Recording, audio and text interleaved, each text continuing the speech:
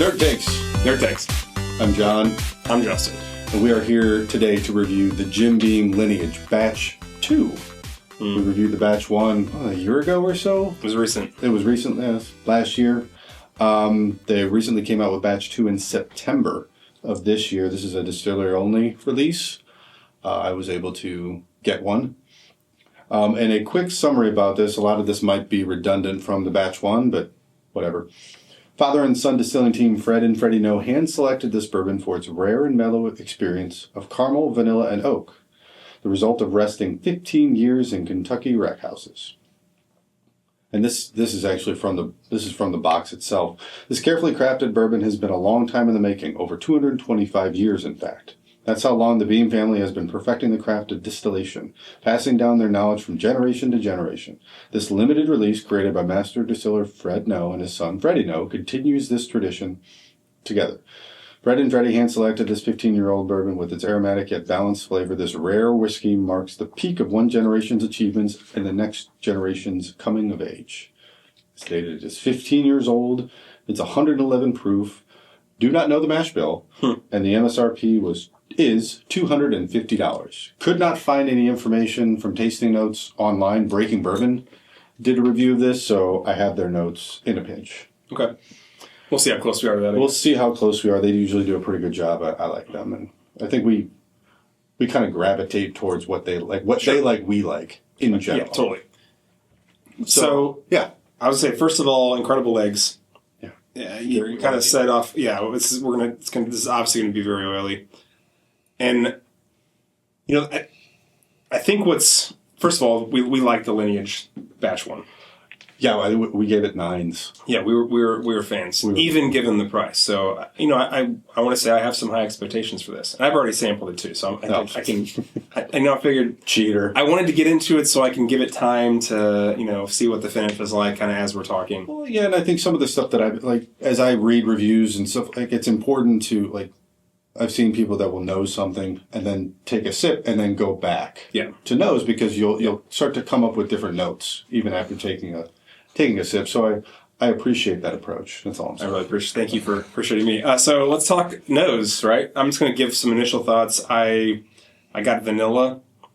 I mean, yes, caramel, sure, but specifically I'm getting vanilla. I actually get some cherries in this. Okay. I could maybe see some citrus. I don't know if it's an orange or a lemon peel. No, I got the oak, and I get some spice. There's definitely some spice. There's definitely some spice in here. Probably like it's a cop out, but like baking spices, but not necessarily pepper. But it's kind no. I was gonna say it's more like doughy or sweet. Like it's okay. It's definitely on the sweeter of the heat of the spice profile, I guess. Mm-hmm. All right, so that's what did you get on the nose? You already said like you got some oak, you got some of the spices. Some of the spices, and I mean some of the stuff like a little bit of the sweetness. Yeah. Some ethanol, just because, well, it is. It actually, so I asked you what the proof was before, and it's 111, and I thought it was going to be, it smells hotter than that. Right. What did Breaking Bourbon say for the So they've got ground nutmeg and baking spices mingled with a warm, creamy vanilla. Okay. Coffee and aged oak appear upon deeper inhalation, and rest on a bed of cinnamon sticks. So we were kind of... Interesting, yeah. Kind of right on it. I know this is psychosomatic, but like after you hear that, it smells like a cinnamon roll. No, I see. I get the cinnamon stick and not necessarily a cinnamon roll. Oh no, I get. But you get the doughiness. I got. Okay. 100% the doughiness from the beginning. Interesting. Now on the initial palate, let me talk flavors after I'd maybe taken their sip, but it is very viscous. It's got a very much like a full mouth feel. It's very oily. What I mean by that is a lot of times when you get something that's maybe aged longer or that is just higher quality, rather than it just kind of like slipping down like your throat and the back of your neck, it kind of coats the entire top of your mouth, the roof of your mouth. Yeah. And that's what this did like immediately. As soon as I got it, it was like a little bit on the front and then just full mouth. Yep. Just warmth. And not heat, not hot. Just like a nice Kentucky hug, right? As they say. It does drink hotter than its proof, though. Yeah, way hotter. It does. 111 again. Agree with you on on the oiliness. I get a little bit of spice, but it's spice at like the tip of your tongue spice. And then again, it's 15. I get oak, which isn't a bad thing. I'm actually starting to appreciate the oak note a little bit more now. But that's the most prominent one that I get, at least upon initial taste. No, I think it's very nutty. It's definitely a Beam product. I mean, of course it is, and it's a very long-aged Beam product. Yeah. I don't know.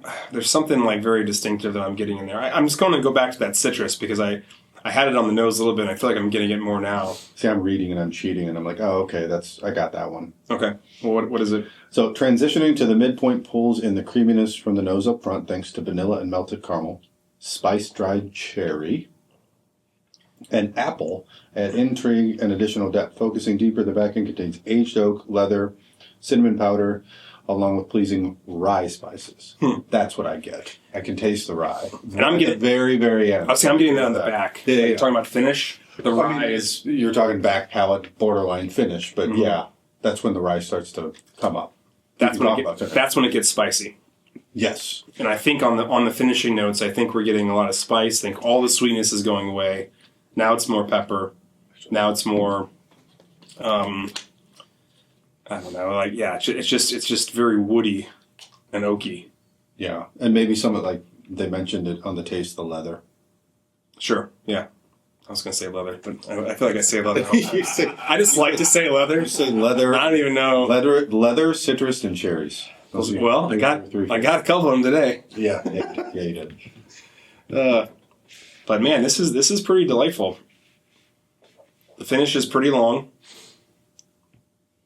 Yeah, I mean, it's not crazy long, but it is. No, it's not. It's not crazy long. No, but it's got a good. Actually, what I like more about the finish is not the length of it, but it's the depth of it. And it's the overall just the warmth of it. Yeah, I like how it transitioned for me from sweetness to spiciness, as opposed to I feel like sometimes it goes the other way, with certain bourbons where it's like immediately like hot and spicy, and then it maybe mellows out as it goes. I feel like it goes the opposite for me with this one. Yeah. So that's and going back to it, I've added a little bit of water. I've actually had some. Like I get more sweetness on the nose, or at least I can pull that out a little bit more. Yeah, on the nose. So that's what I'm saying. Yeah. On the finish, we kind of talked about it already. A pop of rye spice, which is 100% true. Underneath lies sweet creme brulee and brown sugar. Spice aged oak and a dash of leather appear for a beat before transitioning over to lightly sweet, gentle dry spice that moves in. These flavors eventually settle on a dry spice, along with dry roasted peanut, which lingers for a long time. That's the Beam, by the way. The peanut. Yes, the peanut is the Beam, producing a really satisfying ending to the sip that you soon won't forget. Yeah, I mean, man, that's pretty good. Justin, what do you think? This is pretty solid. When I first, I guess, nosed it, it's kind of pungent, right, on the nose. Yeah, don't get too deep. Yeah. Yeah. But I'm glad cinnamon stick came up because what got to me, and this is the true Irish Catholic way that I grew up. When I was little and I was sick, my mother would give me a hot toddy with cinnamon sticks in it, and that's what came right back to my memory right away. Like I was like, oh, that's a cinnamon stick. So I'm glad that came up. I feel validated.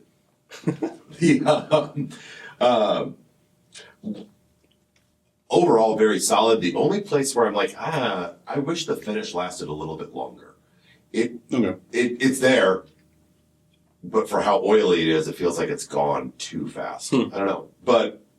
And I don't get the creme brulee. I don't get that. Yeah, I don't get that on the finish either. Like the finish is oak and spice for me. I get the rye spice. Yeah, I get the oak. I get pepper. I actually thought maybe crushed red pepper a little bit in there. You know, I mean, it's a little spicy. A little spicy. Yeah. And if you do the wine swish, absolutely, it coats very well, and like I can feel the heat around. But the majority of the heat's on the tip of my tongue.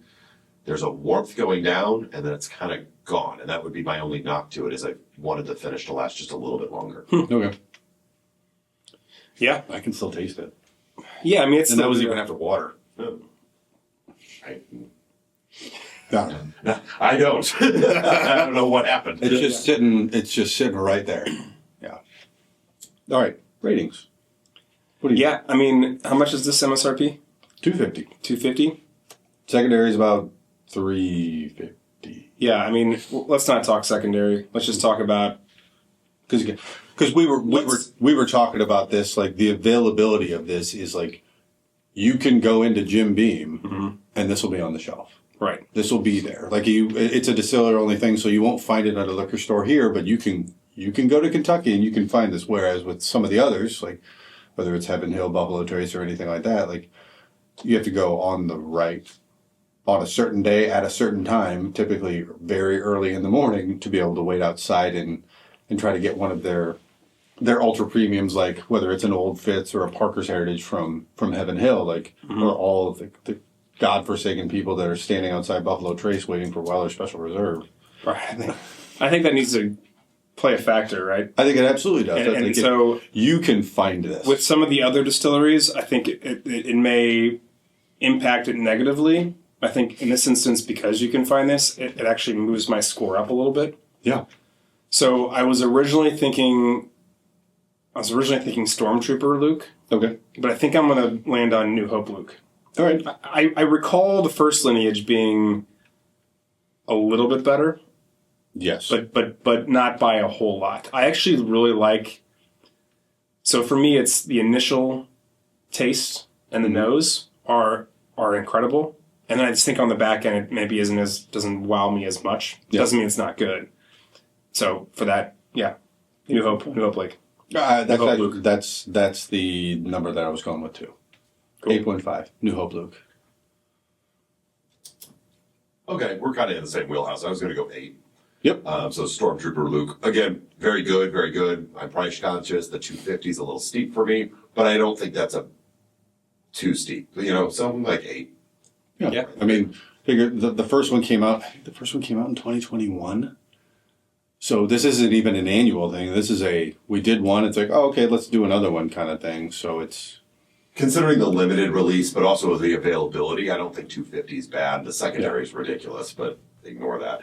But yeah, I'd stick with 8 because I don't think it's a great bang for your buck, but I don't think it's that horrible for what it is. Yeah. And I should note that this is a 700 milliliter bottle. It's not a 750. And it comes in a nice box. So part of the money you're paying for is the box. That box is 30. That box is pretty cool.